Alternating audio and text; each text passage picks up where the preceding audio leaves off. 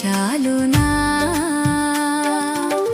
గర్భఫలమైన నా జ్యేష్ఠ పుత్రుని నీకిచ్చిన చాలునా గర్భఫలమైన నా జ్యేష్ఠ పుత్రుని నీకిచ్చిన చాలునా